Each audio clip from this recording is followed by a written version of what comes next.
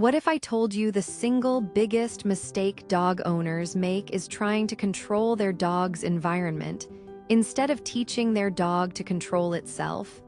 Picture this. You're on a peaceful walk with your dog. The sun is out, the birds are chirping, and for a moment, everything feels perfect. Then, out of nowhere, a squirrel darts across the path. In an instant, your calm, well-behaved companion transforms. They lunge, they pull, they bark. It's like they've forgotten you exist. And no matter how hard you tug the leash or how firmly you say no, it feels utterly hopeless. Sound familiar? Here's the uncomfortable truth. That frantic squirrel chase isn't really about the squirrel. It's about a fundamental misunderstanding of how dogs learn and how we, as owners, accidentally train them to ignore us. For decades, the most common advice was to avoid triggers, to cross the street, change your route, or simply hold on tighter. But what if I told you that avoidance is the very thing keeping your dog stuck in that cycle of reactivity? What if, instead of running from the problem, you could teach your dog to choose you over the distraction every single time? Let's break down why the old method fails and what actually works. It starts with understanding your dog's brain. When your dog sees that squirrel, their nervous system goes into overdrive. It's not just excitement, it's a primal biological response. Their heart rate spikes, stress hormones flood their body, and the thinking part of their brain essentially shuts down. In that moment, your dog isn't being stubborn or disobedient. They're in a state of pure instinct. And when you yell, jerk the leash, or try to physically drag them away, you're not calming them down, you're adding more stress, more noise, more pressure. You become part of the chaos, not the solution. This is where most training falls short. We focus on correcting the behavior after it happens, instead of teaching the dog how to cope before they reach that point of no return. Think of it like trying to stop a car that's already speeding downhill without brakes. It's reactive, stressful, and rarely works. The real shift happens when we stop managing the environment and start building the dog's own self-control. It's the difference between putting a bandage on a wound and actually helping the body heal itself. So how do we do that? The first step is to stop seeing the squirrel as the enemy. It's not. The squirrel is just a squirrel, it's neutral. The real challenge is your dog's inability to regulate their own arousal. The goal isn't to eliminate all distractions from your dog's life. That's impossible.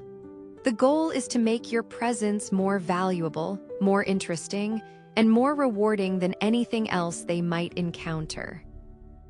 This is where engagement training comes in. Instead of waiting for your dog to fail and then correcting them, you proactively teach them to check in with you, to look to you for guidance, even when exciting things are happening. Start in a low-distraction environment, your living room, your backyard. With your dog on a leash, simply stand still and wait. Don't say anything, don't ask for a sit, just wait. What you're looking for is any voluntary moment when your dog chooses to make eye contact with you. The instant their eyes meet yours, click or say, yes, and reward with a high-value treat. You're not bribing them. You're capturing and rewarding the behavior you want, the choice to connect with you. Once they're offering eye contact reliably in a calm setting, you slowly increase the difficulty. Maybe you add a mild distraction, like a toy on the floor. Then you practice in the front yard, then on a quiet street.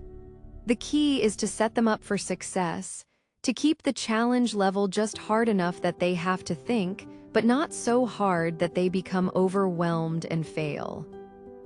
This is where patience pays off. You're not racing to the park full of squirrels, you're building a foundation brick by brick. Over time, your dog learns that checking in with you is always rewarding. It becomes a habit, a default behavior. Now let's bring the squirrel back into the picture. When you eventually see a squirrel in the distance, you don't tense up. You don't grip the leash tighter. You stay calm. You might even step off the path, create a little distance, and simply wait. You watch your dog. The moment they disengage from the squirrel, even for a split second, and look back at you, you mark and reward that choice like they just won the lottery. You're not rewarding them for staring at the squirrel. You're rewarding them for the decision to break focus and re-engage with you. This is how you build impulse control. It's not about suppression. It's about giving your dog a better option. With consistent practice, something incredible begins to happen. Your dog starts to see squirrels and think, "Oh, a squirrel. But when I look at my human, good things happen." The emotional charge around the trigger decreases. The barking and lunging fade away, replaced by a calm, thoughtful pause. They learn to trust that you will guide them, that you are the source of all good things. The walk transforms from a tense battle of wills into a peaceful partnership. This approach works because it respects how dogs actually learn. It builds their confidence, strengthens your bond, and gives them the skills to navigate a distracting world without constant micromanagement. You're not just training a behavior, you're nurturing a mindset.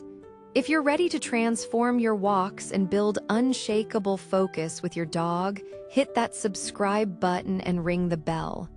And tell me in the comments, what's your dog's biggest distraction? Squirrels, other dogs, skateboards? Let me know and I might make a video tackling it next.